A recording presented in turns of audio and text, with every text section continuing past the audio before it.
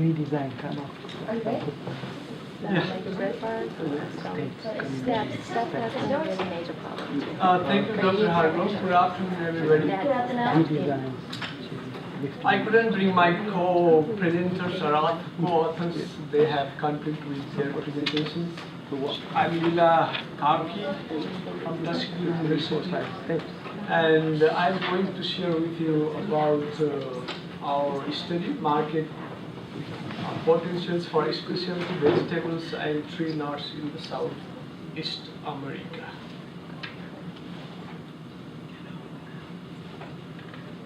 The major objective of our study was to assess the market potential of agroforestry produce, specialty vegetables and tree nuts. These were the 5 southern states that we considered in our studies. We applied structure questionnaire to collect the market information from these selected states. And then we have a research site at Alabama A&M. And I'm glad our one of the research partners is here. Monica, could you please stand up? Thank you for generating data there. The data collection procedure was like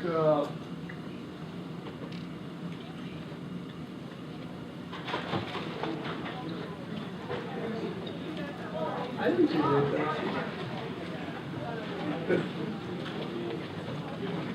Anyway, we collected data from 14 states of these 5 14 towns and cities from 5 states, and we had 54 stores and 105 observations.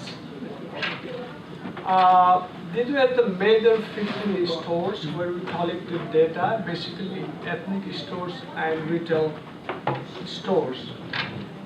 And collaborating partner, as I mentioned, Alabama A&M, where we have conducted early cropping research, and we have planted specialty vegetables and pecan and loblolly pines. Many of you might know or might not know about this herb, which is called sorrel and named differently in different countries.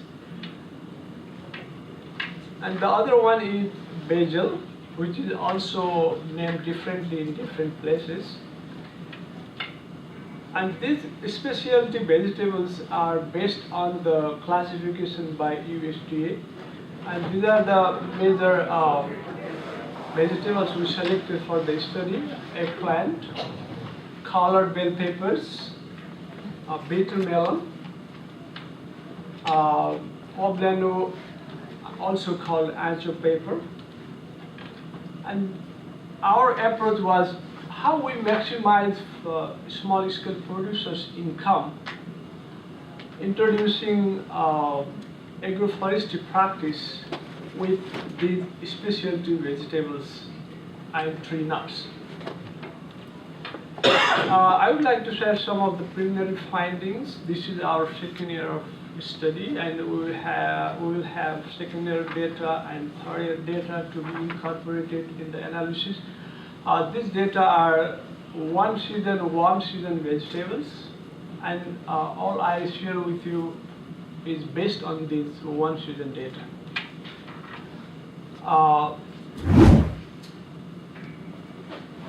While collecting the market price information, like you can see differentiated here, and the highest price for sorrel was found in Mobile. Similarly, the highest price for basil was in Auburn, Alabama, and Atlanta. And the highest price for bitter melon, basically there were 3 types. Honduras was found only in Atlanta, which is 199. And both Chinese and Indian bitter melon, the price was, per pound bitter melon price was found most expensive in Birmingham, 2.79 and 2.49. And this is about poblano and acho chili or peppers, which is found most expensive in Ridgeland, Mississippi, the habanero, followed by $2.98, close to $3 in Auburn, Alabama. And market price of pecan was found most expensive in Orlando. And this is all about bell peppers and looks very interesting because the prices for all colors except green, which is green is found most expensive in Atlanta, whereas all four the green was found most expensive in Mobile, Alabama, and all red, yellow, purple, and green were found most expensive in only one city, Mobile. This looks very interesting to me. And market price of eggplant was found most expensive, both Chinese and Indian, in Huntsville, Alabama. And once we have the prices from different southern markets, then we used the collective price to calculate profit margin based on the production data from our research site. And basically we have two treatments or two alley cropping, pine based and pecan, and these are the data we obtained from an acre of land, and these are the crops. And we considered three scenarios to analyze the profitability, let's say, or margin: highest, lowest, and average prices based on the collected market price information. And the net margin was found 1270 only with the highest price scenario.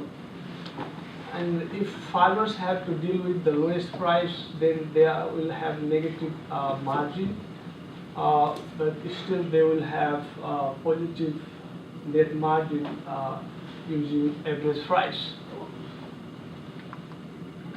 And similarly, the net margin was found 880 with the highest price based on pecan alley cropping. But if they have to deal with the lowest and average prices, then the margin will have negative.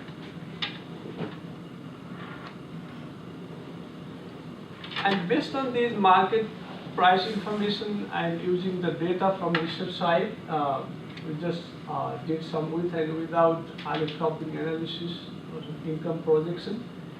And we have 1,270 annual cash flow based on pine alley cropping, whereas 880 based on pecan alley cropping. And you know, when they have no alley cropping, then there will be no income in the case of without alley cropping. And the most interesting part is the total income, considering like for 30 years to harvest the pecan and timber, pine timber, then we can have at least 38,000 income if applied pine-based cropping, alley cropping, and 26,000 based on pecan alley cropping. Because without alley cropping, they will have either pine tree or pecan. This is the only income source. Whereas we have multiple income sources with pine and pecan alley. But this information with pecan looks a little bit low in comparison to pine at the moment, because we have not harvested pecan at the moment. So the income from pecan is yet to come. But my assumption is at the end of the day, farmers will have higher income per acre based on pecan alley cropping. because that will have three sources of income: specialty vegetables, phosphates, nuts, and I have plenty of time. I should go back. And then the tree. So it looks like low income at the moment, but on the long run, pecan will have higher rate of return. And then, based on the market price information, looks like the price varied city to city and store to store within a city. And demand for these vegetables is throughout the year and increasing because of every population increasing every year. And the supply was uneven based on the store managers and store people. That means there is a high scope for our small farmers to produce these specialty vegetables, and that means there is a market. And most important thing is we need extension education and economic awareness to our farmers, because many of them are not aware of these specialty vegetables incorporating in agroforestry practice. In other words, olive cropping. But the constraint is, we know there is always the economics of scale and production cost. Small scale producers always have to face high production cost per unit. That's why we always have to encourage our farmers to increase the area of production in order to increase the margin from their produce. This is where extension comes in. And that's all I wanted to share, but I was very cautious with my time, and I would like to thank our donor, University in Nephi, and I welcome your questions.